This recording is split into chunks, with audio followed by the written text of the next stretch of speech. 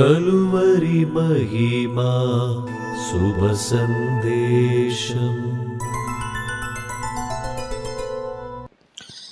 దేవుని పరిశుద్ధ నామమునకు మహిమ కలుగును గాక. ఆమెన్. కలువరి మహిమ యూట్యూబ్ ఛానల్ వీక్షకులకు అందరికీ స్వాగతం, సుస్వాగతం. రండి మనము దేవుని వాక్యాన్ని ధ్యానం చేసుకుందాం. మార్కు సువార్త 11వ అధ్యాయం 1 నుండి 3 వచనాలను మనము చదువుకుందాం. వారు యెరూషలేమునకు సమీపించి ఒలీవల కొండ దగ్గరనున్న బేత్పగే బేతనియాను గ్రామములకు వచ్చినప్పుడు ఆయన తన శిష్యులలో 2 చూచి, మీ ఎదుటనున్న గ్రామమునకు వెళ్ళుడి, అందులో మీరు ప్రవేశింపగానే కట్టబడి ఉన్న ఒక గాడిద పిల్ల కనబడును, దాని మీద ఏ మనుష్యుడునో ఎప్పుడునూ కూర్చుండలేదు, దానిని విప్పి తోలుకొని రండి. ఎవడైనను మీరెందుకు ఇలాగు చేయుచున్నారని మిమ్మల్ని అడిగిన యెడల అది ప్రభువునకు కావలసి ఉన్నదని చెప్పుడి. తక్షణమే అతడు దానిని ఇక్కడికి తోలి పంపునని చెప్పి వారిని పంపెను. ప్రభువునందు నాకు అత్యంత ప్రేమైన దేవుని బిడ్డలారా, యేసునాథుడు శరీరధారి అయి ఉన్న దినములలో ఆయన చేసిన చాలా పనులు ఆనాటి సమాజానికి ఆశ్చర్యాన్ని కలిగించాయి. ఆయనకున్నటువంటి ఆశ్చర్యకరుడు అనే బిరుదనామానికి సార్థకత కలిగింది. ఎన్నో మారులు ప్రజలు ఊహించని విషయాలు ఎన్నో యేసునాథుడు ఆ రోజుల్లో చేశాడు. ఆయన చేసిన అద్భుతాలను చూసి ఆశ్చర్యపోయారు. ఆయనకున్న శక్తిని, మహిమను, ఆయన చూపిన మహిమను బట్టి ఆశ్చర్యపోయారు. ఆయన చేసిన స్వస్థతలను బట్టి ఆశ్చర్యపోయారు.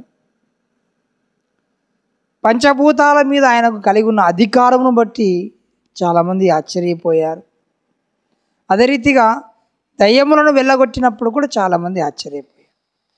చనిపోయిన వారిని సైతం ఆయన లేపడాన్ని బట్టి కూడా చాలామంది ఆశ్చర్యపోయారు. ఆ రీతిగా యేసునాథుడు చేసిన అనేక పనులు ఆశ్చర్యకరుడుగా ఆయనను చూపిస్తున్నాడు. చదువుకున్న లేఖన భాగంలో ఆనాటి సమాజానికి ఈనాటి వరకు కూడా ఒక ఆశ్చర్యాన్నే కలిగిస్తుంది. యేసయ్య 2 శిష్యులను పిలిపించి, మీ ఎదుటనున్న గ్రామానికి వెళ్ళండి, అక్కడికి మీరు వెళ్ళగానే కట్టబడి ఉన్నటువంటి ఒక గాడిద పిల్ల మీకు కనబడుతుంది, దానిని విప్పి నా యొద్దకు తోలుకొని రండి అని అన్నాడు. మీరు వెళ్ళి ఆ గాడిద పిల్లను విప్పి తోలుకొని వచ్చేటప్పుడు అక్కడ ఎవరైనా మిమ్మల్ని ఆటంకపరిస్తే ఇది ప్రభువునకు కావలసి ఉన్నదని చెప్పండి, వారు మిమ్మల్ని వదిలేస్తారు, అది మీరు పట్టుకొని రండి అని అన్నాడు. వారు వెళ్ళి చూడగానే అక్కడ కట్టబడి ఉన్నటువంటి ఒక గాడిద వారికి కనబడింది. ఆ గాడిద పిల్లను విప్పుతూ ఉండగా అక్కడ ఉన్నవారు, ఏంటండి, ఏం చేస్తున్నారు మీరు అక్కడ అని అడిగినప్పుడు ఇది ప్రభువునకు కావలసి ఉన్నదని వారు చెప్పగానే యేసయ్య చెప్పినట్టుగా వారు వదిలేశారు. ఇందులో ఏముందయ్యా ఆశ్చర్యము అని అనుకుంటారా? యేసు ప్రభు పుట్టినప్పుడు తూర్పు దేశపు జ్ఞానులు వచ్చి హేరోదుని ఏమని అడిగారు? యూదుల రాజుగా పుట్టినవాడు ఎక్కడా అని అడిగారు. గమనించారా? రాజుగా ఆయన ఈ లోకంలో పుట్టాడు, కానీ ఆయన కోరుకున్నటువంటి వాహనము ఏమిటయ్యా అంటే గాడిద పిల్ల. ఆశ్చర్యంగా లేదు? రాజు అయితే గుర్రమునో, లేకపోతే ఏనుగునో, లేకపోతే ఒక ఒంటెనో ఒక వాహనముగా ఎన్నుకుంటారు, కానీ యేసునాథుడు ఏమిటి, గాడిద పిల్లను తనకు వాహనంగా ఎంచుకున్నాడు. గాడిద పిల్ల మీద వస్తాడు అన్న విషయాన్ని దేవుని ప్రవక్త అయిన జకరియా గారు ముందుగానే ప్రవచించారు. జకరియా గ్రంథము 9వ అధ్యాయము 9వ వచనం. సియోను నివాసులారా బహుగా సంతోషించుడి, యెరూషలేము నివాసులారా ఉల్లాసముగా ఉండుడి. నీ రాజు నీతిపరుడును రక్షణ గలవాడును దీనుడునై గాడిద పిల్లను ఎక్కి నీ యొద్దకు వచ్చుచున్నాడు. గమనించారా? ఇదిగో నీ రాజు వచ్చుచున్నాడు అని అన్నాడు. మత్తయి సువార్త 11వ అధ్యాయము 29వ వచనం. నేను సాత్వికుడను, దీన మనసు గలవాడును గనుక మీ మీద నా కాడి ఎత్తుకొని నా యొద్ద నేర్చుకొనుడి, అప్పుడు మీ ప్రాణములకు విశ్రాంతి దొరుకును. ఏలయనగా నా కాడి సులువుగాను నా భారము తేలికగాను ఉన్నవి. నేను సాత్వికుడను, దీన మనసు గలవాడును అని యేసయ్య చెప్పుకున్నాడు. ఆయన సాత్వికానికి సూచనగా, ఆయన దీనత్వానికి, ఆయనలో ఉన్న దీనత్వానికి సూచనగా గాడిద పిల్ల మీద ఊరేగించబడ్డాడు. ప్రియమిత్రులారా, యేసునాథుడు తన సాత్వికుడుగా, దీన మనసు గలవాడుగా ఉన్నాడని కనపరుచుకోవడానికి మాత్రమే గాడిద పిల్లను ఉపయోగించుకున్నాడా? ఇంకేమైనా మనకేదైనా పాఠాన్ని నేర్పిస్తున్నాడా అంటే తప్పకుండా ఆయన ఇంకో పాఠాన్ని మనకు నేర్పిస్తున్నాడు. అదేమిటంటే, గాడిద పిల్లను యేసునాథుడు తనకు భారవాహకంగా తీసుకోవడానికి గల ముఖ్యమైన కారణం ఏమిటంటే, గాడిద పిల్ల జీవించడానికి హక్కు లేనటువంటి ఒక జంతువుగా మనము పాత నిబంధన గ్రంథంలో చూడగలం. నిర్గమాకాండము 13వ అధ్యాయము 13వ వచనం. ప్రతి గాడిద తొలి పిల్లను వెల ఇచ్చి విడిపించి దానికి మారుగా గొర్రె పిల్లను ప్రతిష్ఠించవలెను. అట్లు దానిని విడిపించని ఎడల దాని మెడను విరగదీయవలెను. నీ కుమారులలో తొలిచూలి అయిన ప్రతి మగవానిని వెల ఇచ్చి విడిపింపవలెను. గాడిద యొక్క ప్రతి తొలచూలు పిల్ల బ్రతికి ఉన్నదంటే దానికి మారుగా ఒక గొర్రె పిల్లను వెల ఇచ్చి విడిపించాలట. గాడిద పిల్లను అంటే ఒక గాడిద పిల్ల బ్రతికి ఉన్నదంటే దానికి ప్రతిగా ఒక గొర్రె పిల్ల చనిపోయి ఉంటుంది. ఈ విషయాన్ని మనం గమనిస్తుంటే చక్కటి ఆలోచన కలగాలి. అదేమిటంటే, ఎందుకు పనికిరాని ఒక హీనమైన స్థితిలో ఉన్న మానవ జాతిలో పుట్టిన మనలను విడిపించడం కొరకే యేసునాథుడు ఒక గొర్రె పిల్లగా ఈ లోకములో బలి అయ్యాడు.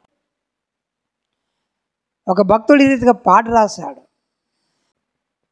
నీవు చేసిన ఉపకారములకు నేనేమి చెల్లింతునని భక్తుడు పాట రాసి అందులో ఏమని అంటున్నాడంటే, అయ్యా నేను మరణపాత్రుడు.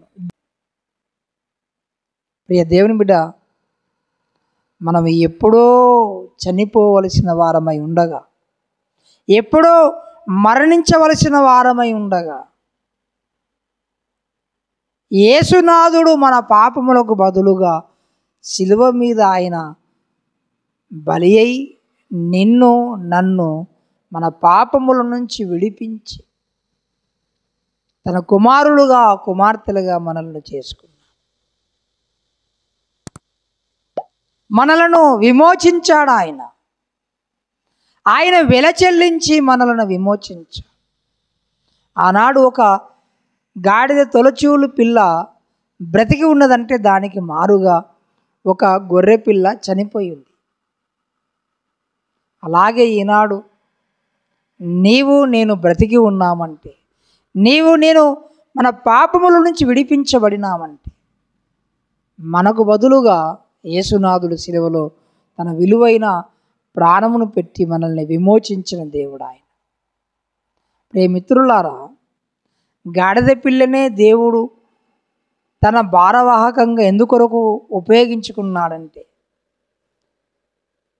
బ్రతకడానికి ఏమాత్రము అర్హత లేని మనలను ఆయన మరణించి మనలను బ్రతికించాడు.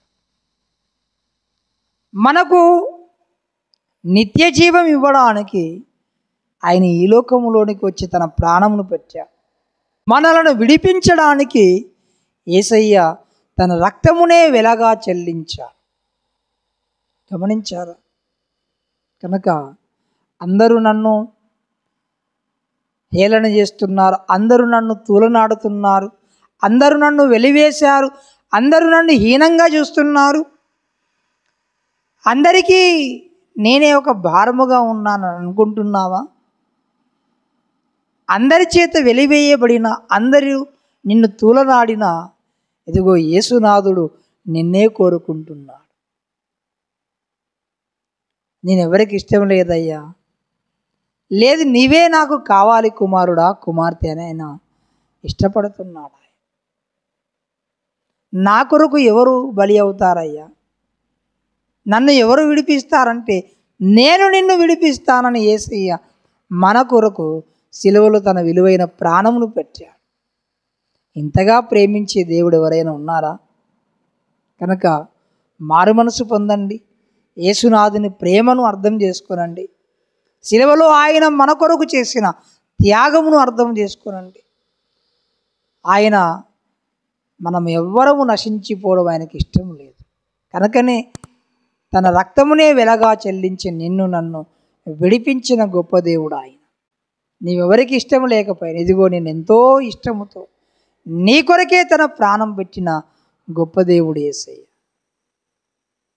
నీ మనసులో కాస్త ఆయనకు చోటిస్తే, నీ హృదయంలో ఆయనకు చోటిస్తే, ఆయన నీలోనికి వచ్చి నీలో ఉండి నిన్ను కూడా ఆయన ఘనపరుస్తాడు. యేసునాథుడు తనకు భారవాహకంగా గాడిద పిల్లను ఎంచుకున్నాడు.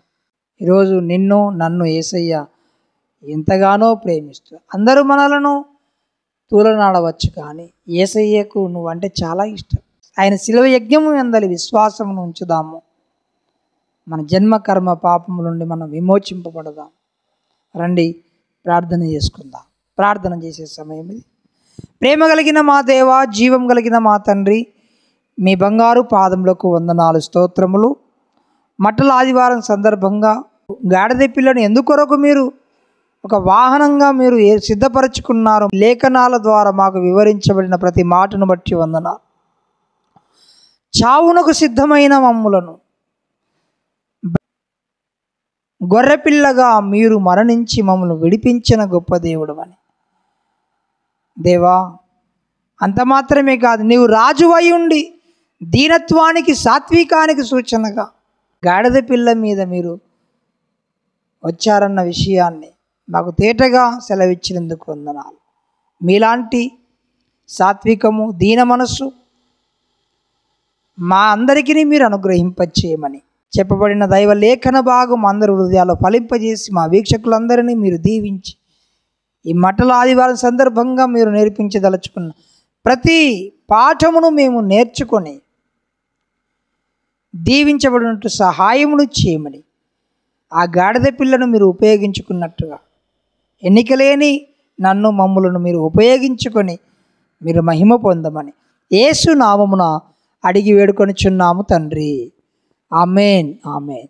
పరమ తండ్రి అయిన దేవుని యొక్క ప్రేమయు, కుమారుడైన యేసుక్రీస్తు యొక్క కృపయు, పరిశుద్ధాత్మ దేవునికి అన్యోన్య సహవాసము చేరువచ్చి మనందరికీ, సకల లోక పరిశుద్ధులందరికీ సదానిత్యము ఎడబాయక తోడై ఉండి దీవించి ఆశీర్వదించునుగాక. ఆమేన్. అందరికీ వందనాలు. Praise the lord. God bless you all. మీకు ఈ సందేశాలు నచ్చినట్లయితే కల్వరి మహిమ అనబడే మా యూట్యూబ్ ఛానల్ను మీరు సబ్స్క్రైబ్ చేసుకోనండి, లైక్ చేయండి, అనేకులకు షేర్ చేయండి. మీ విలువైన అభిప్రాయాలను కామెంట్ బాక్స్లో తెలియచేయండి. దేవుడు మిమ్మల్ని, మీ కుటుంబాలను దీవించునుగాక. ఆమేన్. Praise the lord.